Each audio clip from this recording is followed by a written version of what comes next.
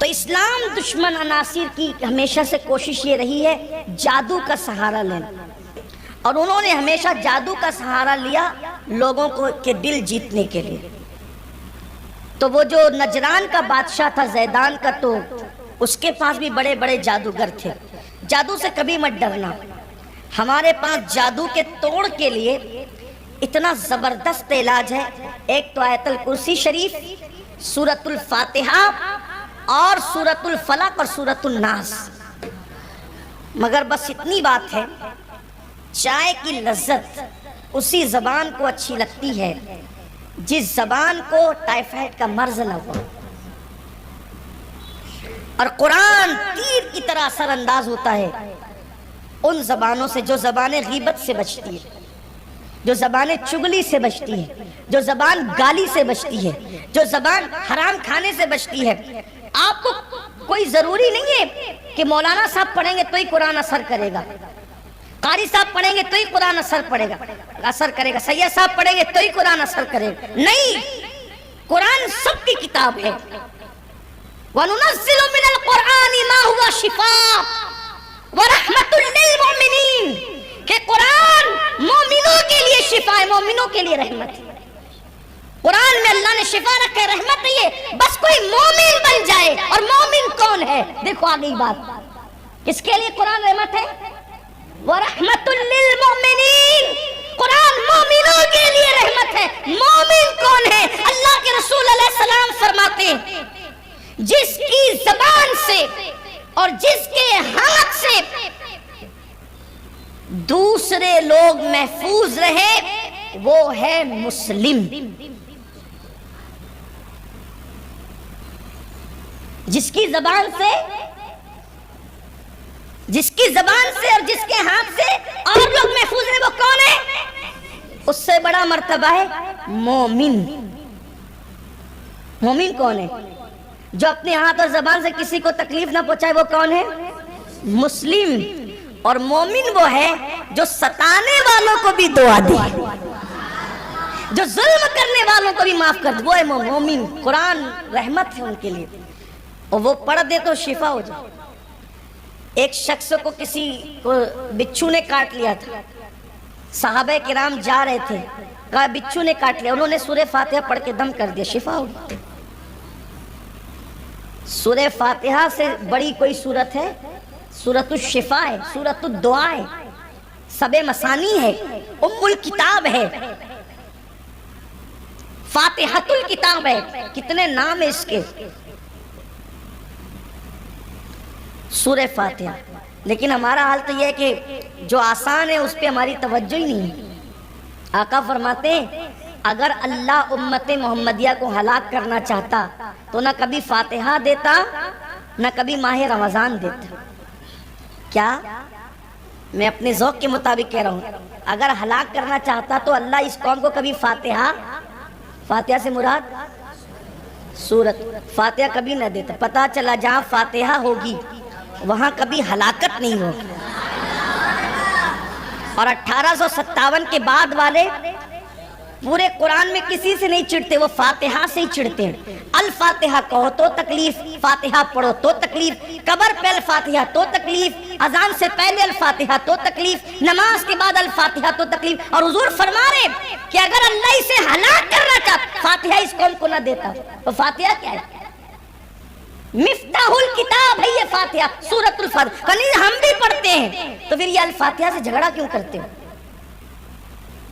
اور یہ سورہ فاتحہ کی شان ہے، سورہ فاتحہ کی شان ہے کہ سورہ فاتحہ کو جب جس نیت سے پڑھو اللہ اس مقصد کو فوراً پورا فرما دیتا ہے۔ اگر کوئی بہت زیادہ ڈنگ ڈانگ کرتا ہے اس کا چہرہ دیکھ کر کے اس نیت سے سورہ فاتحہ پڑھ لو کہ یہ نرم ہو جائے، وہ نرم ہو جائے، یہ مسخر ہو۔ یہ بات ہے، سورہ فاتحہ کو سمجھا کیا ہے؟ بیماریاں بھی اس سے جاتی ہیں، بلائیں بھی اس سے جاتی ہیں۔ بارش نہیں ہو رہی ہو سورہ فاتحہ لکھ کر اس کا ایک طریقہ ہے، وہ عمل کرو، بارش ہوتی ہے۔ سورہ فاتحہ کی بڑی برکت، اور اسی لیے تو پورا قرآن نازل ہوا، شیطان نہیں رویا۔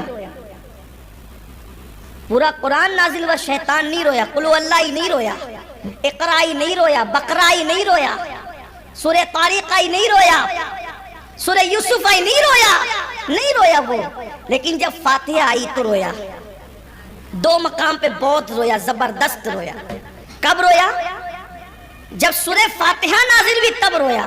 اور اللہ کی شان بھی دیکھو, جس سے وہ رویا ہر سورت کو ایک بار نازل کیا, لیکن جس سے وہ رویا اللہ نے ڈبل نازل کیا. اسی لیے اس کو سبا مثانی بھی کہتے ہیں, دوبارہ نازل کیا. کوئی سورت دوبارہ نہیں آئی ہے, کوئی سورت دوبارہ نہیں آئی ہے. ہر سورت کے متعلق اختلاف ہے, لیکن پوری امت کا اجماع ہے کہ سورۃ الفاتحہ مکمل طور پہ 2 مرتبہ نازل ہوئی, اسی لیے اس کا نام سبا مثانی ہے. تو اللہ کو شیطان کا رونا کتنا پسند ہے کہ ایک بار نازل ہوئی تو رویا, ایک بار نازل ہوئی تو رویا, اللہ نے دوبارہ پھر نازل, تجھے رلاؤں گا. اور اسی لیے اس کا رونا اللہ کو کتنا پسند ہے کہ کوئی سورت اتنی نہیں پڑھوائی جتنی فاتحہ پڑھوائی. روتا جا, کوئی سورت اتنی نہیں پڑھی جاتی جتنی سورہ فاتحہ پڑھی جاتی ہے. دیکھا نماز, فرمایا سورہ فاتحہ کے بغیر نماز نہیں. حضور نے فرمایا سورہ فاتحہ, ہر نماز میں سورہ فاتحہ. اور اچھا اللہ نے کنڈیشن رکھی, پہلے فاتحہ پڑھو پھر اپنی مرضی سے کچھ بھی پڑھو.